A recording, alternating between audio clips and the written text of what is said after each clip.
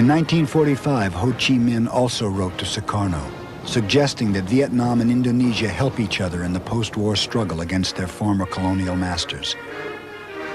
Like Truman, Sukarno did not reply. He was sympathetic to Ho, but afraid of contact with a communist leader as the Cold War became more apparent.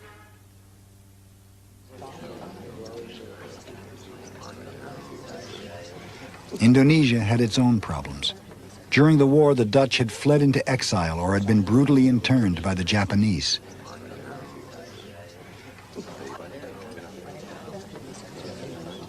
Now they vowed to punish Sukarno for collaborating with the Japanese and to take back the Dutch East Indies.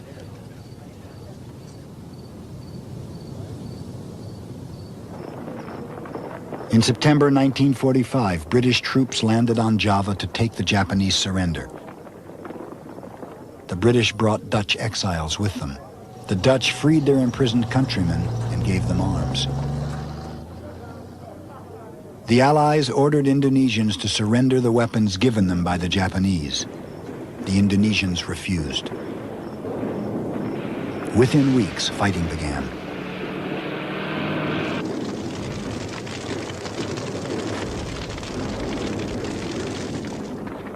In October at Surabaya, Indonesians battled the British and their Indian troops called Gurkhas. Every day you had fighting. The British occupying half of the city, and we are in the southern parts.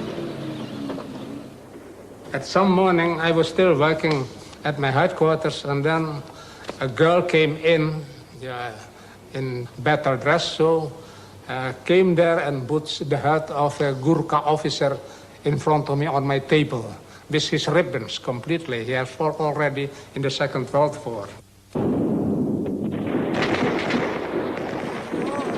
The Indonesians fought fiercely for 3 weeks.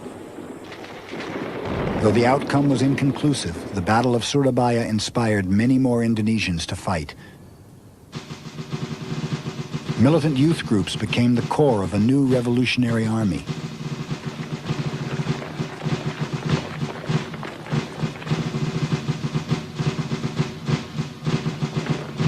Youth leaders, barely out of their teens, quickly became senior officers in the struggle against the British and the Dutch. One of these was Abdul Haris Nasution, who would become chief of staff of the Indonesian army. I can hide me among the paddy fields, but the Dutch soldiers are not going through the paddy fields, they are going through the dikes. We are in our own country. The people is our, the terrain is our. We can be everywhere.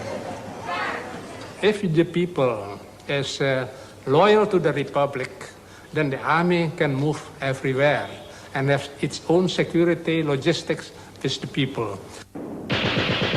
United by their hatred of the Dutch, Indonesians in the countryside banded together to form a guerrilla army. At the same time, a new government proclaimed by Sukarno attempted to negotiate with the Dutch. The Dutch insisted that Sukarno was both a Japanese collaborator and a communist. In 1947, the talks broke down and the war began in earnest.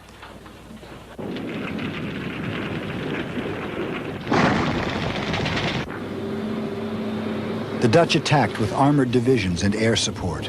Within 2 weeks, they controlled all the major cities on Java and Sumatra.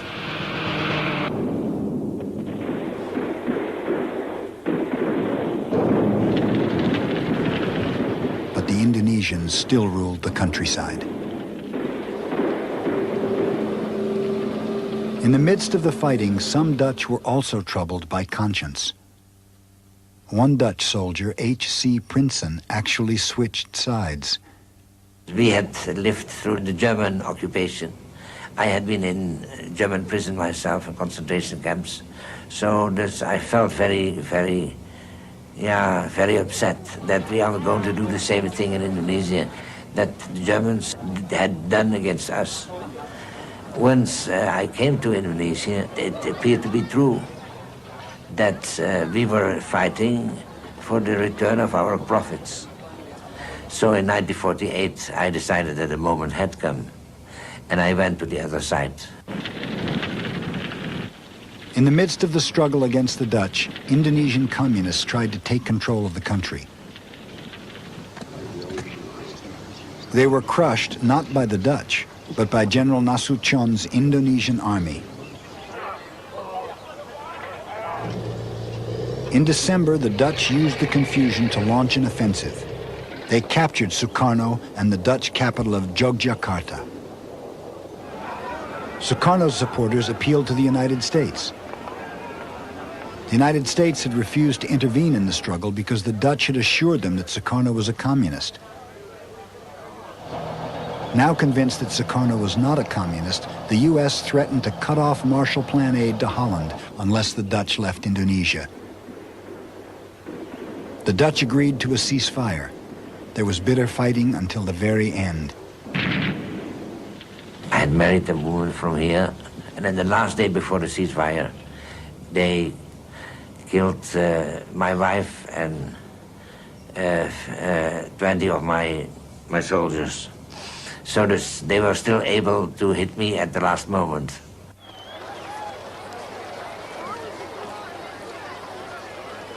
On December 27, 1949, the Dutch finally relinquished their control over their old East Indies empire.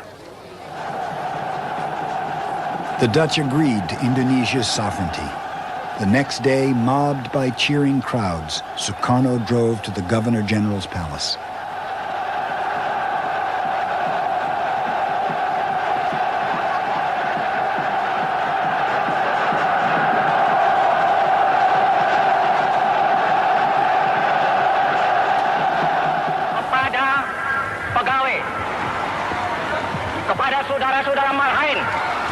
I raised both hands high. A stillness swept over the millions. There wasn't a sound, except for the silent tears. Nothing moved. Alhamdulillah. Alhamdulillah. Thank God we are free.